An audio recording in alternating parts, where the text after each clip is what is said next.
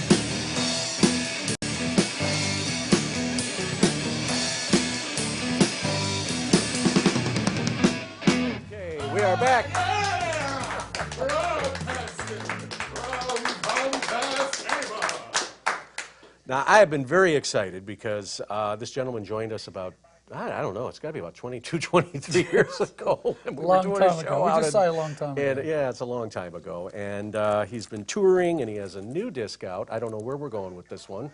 This is called Michael Charles Cover Tunes, and it's a pleasure to welcome Mr. Michael Charles. Right. Yes, I'm pulling it back. How are you? Good to see you again, George. Yeah.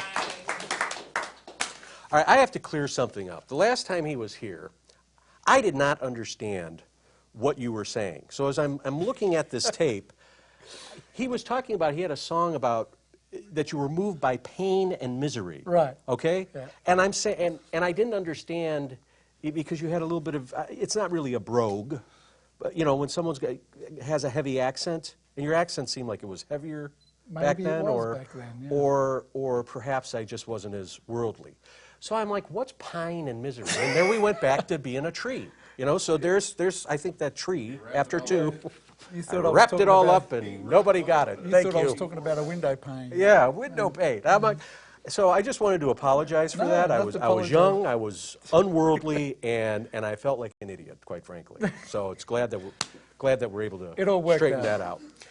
You've been up to a lot, traveling around, and let's talk a little bit about the experience in the last 23 years. You know, what do you think's different now in performing versus back then? The differences? Well, I mean, technology's changed a lot. No internet, no cell phone. Well, there were cell phones, but they were very basic. Right. Just technology's changed. That's the biggest thing. You mentioned Facebook before, that you can do a lot of self-promotion. There's the way you record in the studio has changed a lot. Just technology is the biggest thing right now. Back then also you would rely on your record label a lot more than you do today. Today you can do your own thing and you use your record label basically for distribution and things like that. But the music I don't think's changed. You know, music's music. You still got to do your thing. You still got to handle your way around your instrument. And you're still getting it done. I was like amazed. I mean, it's you know, as you were rehearsing a little while ago, and you just don't seem like you tire. You're still as passionate about it as you were back then. You know, I think that's very important. You've got to love what you do, no matter what it is. I think, and if you love what you do, it doesn't feel like work.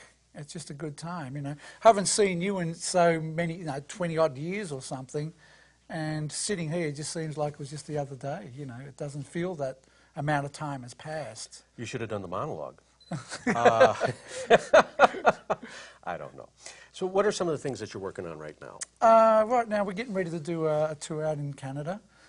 Working on a new album. Actually, there's an anthology of my music, 30 years of recording, coming out this year. And actually the track that we played, Pain and Misery, actually, that track from your show is going to be on that anthology. So you made it to my anthology. Wow, I'm honored by that. And what was intriguing is that when you guys came out the first time, you really didn't have a long time to get people together. And you got guys from like Buddy Guy, I believe, and here they are jamming out at the show. And, And you did, what did we give you, like a week to put it all together? No, not even. It was, we put it all together that same day. I mean, my management said, we're doing a show on television, cable show. We're doing it tomorrow, basically. And so I just called up a few people. And as you know, it was two guys from the Junior Wells band at the time. And Coco Taylor's nephew on bass, myself. And as we were, back then you picked me up in a limousine. So now this time I had to drive myself out. So we have Facebook and the internet. We don't have a limo anymore. No more but it's okay. You're talking about change. There's no more limousines. But we're actually in the limousine, and I put the tape on in the car and said, "This is what we're playing at the show." So we just basically played it. It was just, we winged the whole thing. There was no rehearsal, no nothing, and it turned out pretty good, you know. We had Ben Hollis picked up. He was with Wild Chicago at the time, and it turned out that nothing worked in the car at all. And I don't know what happened, but it was kind of a buzzkill. So that was nice. Quickly, where are you going to be performing this year? This year, as I said, we're going out to Canada. We got shows already booked for Buddy Guy's Legends in Chicago, the House of Blues in Chicago, and various places all over the United States. And hopefully we're going to be heading out to Australia, do a tour out there again. So just keep rocking and rolling, and do what you do. You know. It's so good to see you. Yeah, and you I too, hope you'll Greg. join us again sometime. Another 20 years? We're going to now, before that, we're going to hear some music after this from Michael Charles. Stay with us.